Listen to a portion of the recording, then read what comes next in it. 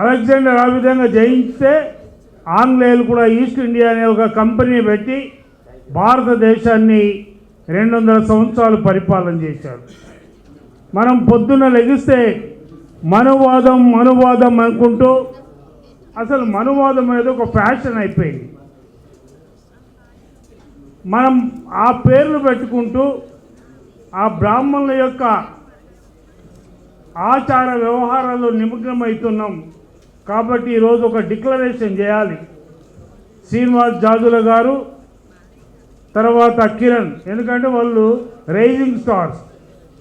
ఏం చేయాలంటే మన పెళ్ళిళ్ళు మనమే చేసుకుందాం, మన సావులు మనమే చేసుకుందాం, మన పూజ అప్పుడు ప్రత్యామ్నాయం. మనం మైక్ టైసన్లుగా చెప్తున్నాం, పీటీ ఉషాలాగా వెళ్ళిపోతున్నాం. ఇది రెగ్యులరైజ్ కావాలి. వాళ్ళ గురించి ఎదురు చూస్తున్నాం పార్టీలు పెడతారని. మరి పార్టీలు ఇండియన్ డెమోక్రసీ ఒక మాబోక్రసీ. వేవ్ ఉంటే గెలుస్తారు, వేవ్ లేకపోయినా గెలుస్తారు. వేవ్ లేకపోతే గెలం. Money makes many things. డబ్బులే సర్వస్వం కాదు. అంటే ప్రపంచం యాదవ్ చెప్పారు. ఒక టీచర్ సైకిల్ మీద తిరిగి యూపీలో ఒక పొలిటికల్ పార్టీని లోహియా ఆలోచనతో ఒక పొలిటికల్ పార్టీని ఫామ్ చేశారు. ఇకపోతే శ్రీనివాస్ యాదవ్ జాజుల గౌడ్, ఆయన మొత్తం భారతదేశాన్ని స్టడీ చేసిన అక్కడ పరిస్థితులు, అక్కడున్న పరిస్థితులు వేరు, ఇక్కడున్న పరిస్థితులు వేరు. అక్కడున్న బీసీలు, ఇక్కడ ఎస్సీలు, ఇక్కడున్న ఎస్సీలు, అక్కడ బీసీలు. మనం ఇక్కడ అగ్రవర్ణాలని చెప్తున్న రెడ్లు, నా ఫ్రెండ్ ఉన్నాడు రామలింగారెడ్డి, అక్కడ బీసీ, అక్కడ ఒక మంత్రి, ఎక్కడ కర్ణాటకలో. అక్కడ ఉన్నటువంటి ఇక్కడున్న చౌదరీలు, ఇక్కడున్న నాయుళ్ళు పక్క రాష్ట్రాల్లో బ్యాక్వర్డ్ క్లాస్గా ఉన్నారు. కాబట్టి భారతదేశమే అనేకమైనటువంటి కులాలుగా సృష్టించబడ్డాయి. ఎంతోమంది సైంటిస్టులు, ఒకప్పుడు యూరి గగారిన్ పోయాడు, ఎక్కడికి వెళ్ళాడు? చంద్రమండలానికి. అనేక మంది సైంటిస్టులు కొత్త కొత్త ప్రయోగాలు చేస్తున్నారు భారతదేశం కూడా. కానీ ఈ కుల నిర్మూలన జరగట్లేదు. పూలే అంబేద్కర్ పునాదులు వేశారు. కుల నిర్మూలన జరగకుండా భారత జాతిని ఒక రేస్ కింద క్రియేట్ చేయలేం.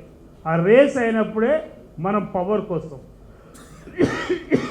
కాబట్టి మన తెలుగు రాష్ట్రాల్లో ఓ రెడ్డి రెడ్డి మేడ్, ఓ కమ్మాయి కడి కమ్మ క్రెడిట్ కార్డు నడుస్తుంది. ఇక్కడ నడుస్తలేదు. పక్క రాష్ట్రంలో మళ్ళీ యాక్టివేషన్ అయిపోయింది.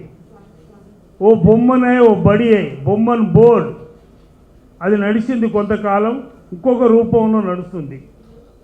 కాబట్టి వీటిని మనము ప్రారదోలాలంటే ఒక పర్సనాలిటీ తయారు కావాలి.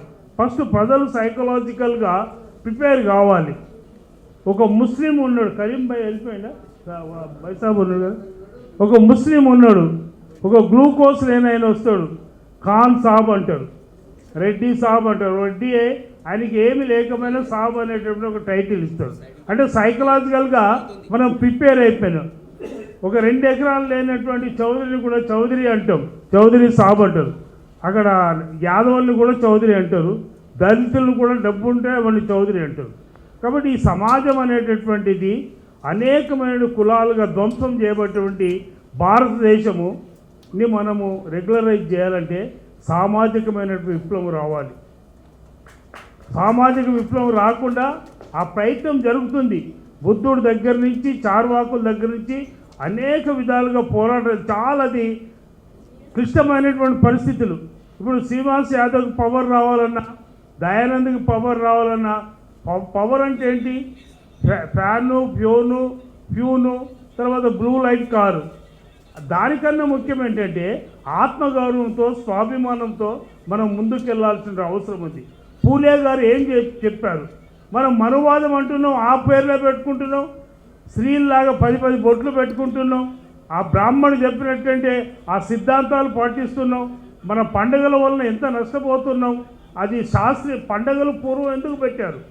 అమ్మవారి భక్తుని అంటాడు, స్త్రీని గౌరవించాడు, తల్లిని చూడడు, భార్యని హింసిస్తుంటాడు, మళ్ళీ అమ్మవారి భక్తుడు అంటాడు. అసలు అమ్మవారి భక్తుడు అంటే అర్థం ఏంటి? అల్టిమేట్లీ మన సంస్కృతిలో ఏంటంటే స్త్రీని గౌరవించడం. ఈ శ్రామిక వర్గాలైన దేవతలు ఎవరు? వాళ్ళు కష్టజీవులు. అక్కడ కష్టపడి పని చేసి మనమే ఆ కట్ట తెగకుండా కట్ట మైసమ్మను సృష్టించుకున్నాం. ఈ గ్రామ దేవతలు పోయి అక్కడ వచ్చి బ్రాహ్మణుడు చేరుతున్నాడు. ఆ బ్రాహ్మణుడు చేరి మనల్ని వాస్తు పేరుతో, సాంప్రదాయాల పేరుతో అనేకమైనటువంటి తిరోగమన దశలో నడిపిస్తున్నాడు. అందులో ఆ వలవేలో మనం కొట్టకెళ్తున్నాం. ఫస్ట్ మనం ఇక్కడి నుంచి ఒక 10 పేర్లు కనుక ఈ దేవుని పేర్లు ఉన్నాయి, దానికి ప్రత్యామ్నాయంగా ప్రభంజన యాదవ్ లాంటి ప్రొఫెసర్ ఒక 10 పేర్లు మారిస్తే ఈ సమాజానికి ఒక సూచన జరుగుతుంది. నా పేరు వేరే పేరు, ఒక దేవుని పేరు, ఈ రోజు నుంచి పేరు నేను దఫన్ కర్దేరై, ఈ రోజు నుంచి పేరుని నేను తీసేస్తున్నా అని చెప్పినప్పుడే ఈ సమాజానికి 10 మందా లేకపోతే 100 మందా, ఇద్దరని కాదు, మొత్తం సమాజం ఒక సూచన జరుగుతుంది. అక్కడి నుంచి పునాది పడుతుంది. ఆ ప్రత్యామ్నాయం లేకుండా కమ్యూనిస్టు ఫెయిల్ అయిపోయారు. వాళ్ళు హేతువాదు, సామ్రాజ్యవాదం అన్నారు, పెట్టుబడిదారు అన్నారు. వాళ్ళ పిల్లలందరూ అమెరికాలో యాపిళ్ళు కోసుకుంటూ ఆ సామ్రాజ్యవాదులకు బానిసలుగా ఉన్నారు. కానీ వాళ్ళ కుటుంబాలేమో అమెరికాలో ఉంటున్నారు. మనమే వాళ్ళ పిల్లల్ని రష్యా పంపారు, రష్యాలో చదివించుకున్నారు. మనకిక్కడ అక్కడ వర్షం పడితే ఇక్కడ గొడుగులు పట్టేటటువంటి ఎర్ర జెండా, శ్రామికుల జెండా మనతో మోపించి కార్మిక వాడల్లో దళితుల బలహీన వర్గాల మధ్యన భేదాలు సృష్టించి రాజకీయ పబ్బాలు గడుపుకొని కామ్రేడ్ బికమే కమ్మారెడ్డి వాళ్ళ చేతుల్లో ఉన్నది. వాళ్ళు ఇంకా మారలేదు. భారతదేశంలో సుభాష్ చంద్రబోస్ను గుర్తించడానికి కానీ, పూలేని గుర్తించడానికి, అంబేద్కర్ని గుర్తించడానికి కమ్యూనిస్టులకి 45 సంవత్సరాలు పట్టింది. కాబట్టి కమ్యూనిజం ఈ దేశంలో ఫెయిల్ అయిపోయింది. కమ్యూనిజం ఖాళీ దుకాణాలు పెట్టుకున్నారు. కేరళలో క్యాథలిక్ క్రైస్తవులు ఎట్లయితే స్కూలు పెట్టుకుని వాళ్ళ యొక్క కుటుంబాలు ఏదైతే ఎంజాయ్ చేస్తున్నారో చర్చలు పెట్టుకుని, ఆ విధంగా ఆ కేరళలో కమ్యూనిజం ఫస్ట్ స్టార్ట్ అయింది. కాబట్టి అక్కడి నుంచి బెంగాల్ నుంచి ఆంధ్రప్రదేశ్కి వచ్చి వాళ్ళు కాంప్లెక్స్లు కట్టుకుని లాస్ట్కి వాళ్ళు ఓల్డ్ ఏజ్ హోమ్లు పెట్టుకుని జీవనం గడిపే పరిస్థితి వచ్చింది. కాబట్టి ఈ ప్రమాదం నుంచి మనం బయటపడాల్సినటువంటి అవసరం ఉంది. వచ్చేది బహుజన రాజ్యమే, వచ్చేది జేబీమే. కాబట్టి ఒక మంచి భారత్ని మనం ఆ కలలు కన్నటువంటి పూలే కాదు, లేదా బాబాసాహెబ్ అంబేద్కర్, సౌత్లో పెరియార్ ఎంత త్యాగాలు చేసినారు, ఎంత ఆలోచన చేసినారు, ఈ సమాజం మారాలని ఆలోచన చేశారు. ప్రపంచ యాదవ్ గారు, శ్రీనివాస్ జాదవ్ గారు, తర్వాత కిరణ్, మీరందరూ మేము అందరం కలిసి ఒక ప్రోగ్రాం చేసాం. ఏం ప్రోగ్రాం అంటే శ్రీనివాస్ యాదవ్ మేము ఏం ప్రోగ్రాం అంటే రైతులకి మంచి ప్యాకేజ్ ఇచ్చిండు రేవంత్ రెడ్డి అంటే నన్ను కూడా పిలిచిండు. నేనన్నా మంచిగా పిలిచాను. అరే మరి గత ప్రభుత్వంలో ఒక ముఖ్యమంత్రి బ్లాక్ నైట్ బ్లండర్ స్ప్రైడ్ తాగి 32,000 లీటర్లు తాగిండు మా లెక్కల ప్రకారంగా. తర్వాత తాగిన తర్వాత అది అయిపోయింది.